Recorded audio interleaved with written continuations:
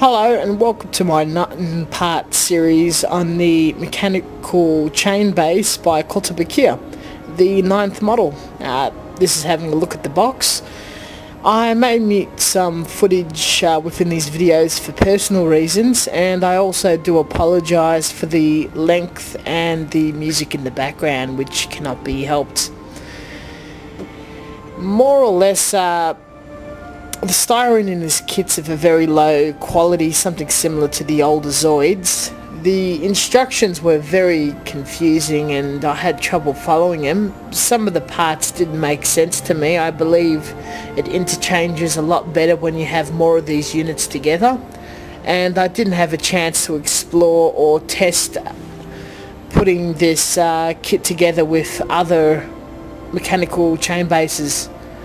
I chose the one with the boom lift because that appealed to me most. I had the choice of the entire range in Japan. Sorry for the poor view of the instructions and what it looks like together. It seriously was that confusing. I clearly didn't bother. I chucked them out and just went and did my own thing completely. I didn't use the majority of the smaller parts, but I did appreciate the actual floor and the wall components, which is very rich in detail and looks absolutely fantastic. A wise friend told me that these kits look fantastic when you put them together and you put a model in front of, and once someone gets their hands onto it and detail it, the world's your oyster. You can almost do anything with it. I believe they're suited for Armor Core and Zoid kits. You can have a mixture of 1 to 72nd to 1 to 100 models or figures on it. I think it did come with a poorly detailed 1 to 100 figure, which I didn't quite use. At this point I'm using my side cutters to cut off the pieces that I desire to use. The rest of it was just thrown in my bits box. I wasn't even happy with the boom lift. I pretty much scratch built most of it, which I don't think you see in this series, but we'll explain how I went about it. Other challenges of this kit was being 1 to 100. Things like the basket for the boom and the catwalk and whatnot was not suited for a 1 to 144 scale figure, so pieces had to be cut and reshaped, which you will see later on in this video. An example is those two long bits with all the holes along them. I did not understand how they used, and the light fittings, like I said, this could have been used with the other pieces.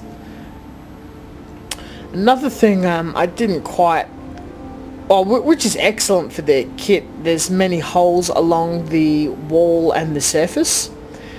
I believe you can put scaffold or whatever you want all over it, but since I only wanted it in one look, I had to go for the effort of filling them. I found the sprue actually fits in very nicely, so putty was not required.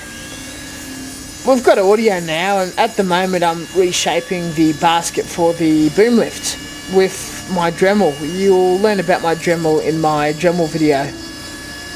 I'm using a clamp because I wish not to injure my fingers. It can get a little dangerous and a little painful. I also did employ other aftermarket parts into this kit, Wave and Kotobukiya support goods, and the mobile staff, which you'll see later on in the other videos. Another thing I did find was you have all these little clips and clamps along the surfaces that you use to interchange with the other bases. Since I choose not to buy the other bases, I cut them off using the Dremel, and at the moment I'm just cleaning up the whole pieces. I do apologise. A lot of work has been carried out on this kit off camera. I actually particularly don't like working in front of the camera. And it sort of seems bothersome that I have to have everything in front of the view, and if it's too far back you can't see what detail I'm working with. So we're pretty much going to have to bear with each other at the moment.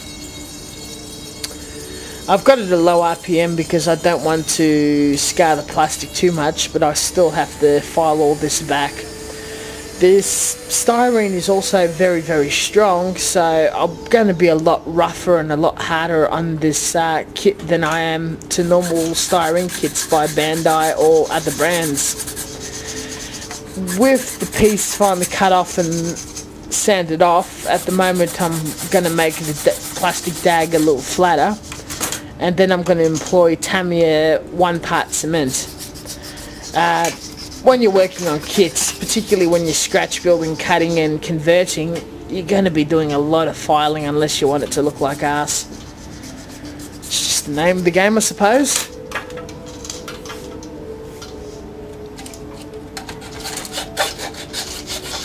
I think I've only left one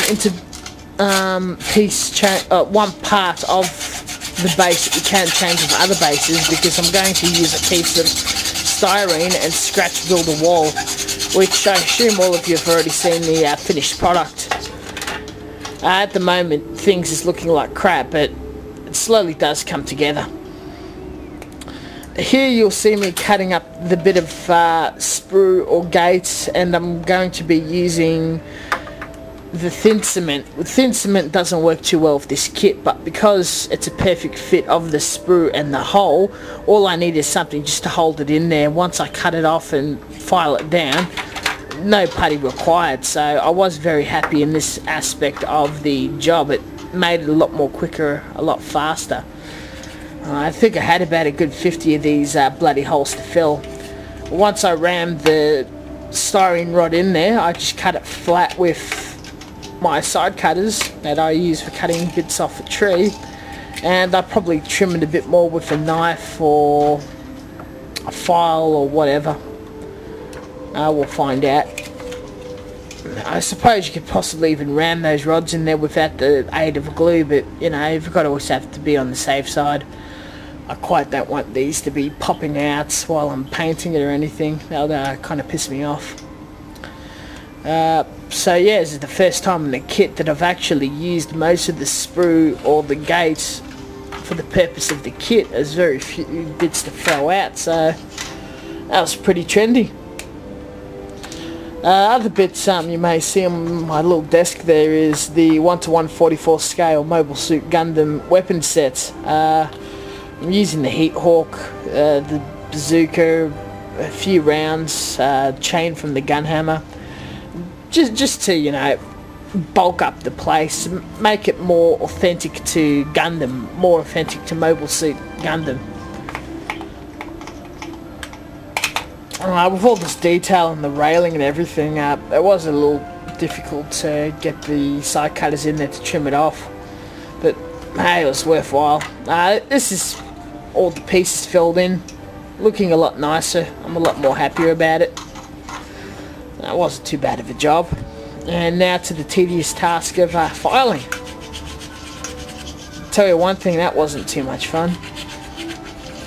After that I used wet sandpaper to make sure it was in there quite well. If you actually look at the painted product right now, you'll see no evidence of those holes actually existing, except for where the checker plate is, which I made the styrene rod stick out a good millimetre or two to give it some sort of effect, like there are bolts there or something. It's the best way I can get around it. I don't want to be scribing in new checker plates or anything. That'd be an arse of a job. I did scratch the plastic a bit, but you'll see me using putty to fill it in. This is the at the moment I think I'm dry sanding, and you'll probably see me stick that piece of paper in the water to the right, or I probably did that off camera, who knows. This is the shit when you built this quite a while ago and trying to commentate it again. I can't remember everything I quite did. I do remember I started building this around the 7th of January, about a day or so after I returned from Japan. I haven't touched a model kit for a month and a half, so I was quite eager to work on something. And to memory, I finished this around halfway or near the end of February. I need to recheck on that. Can't quite remember, but I am pretty damn confident that I've spent a good month and a half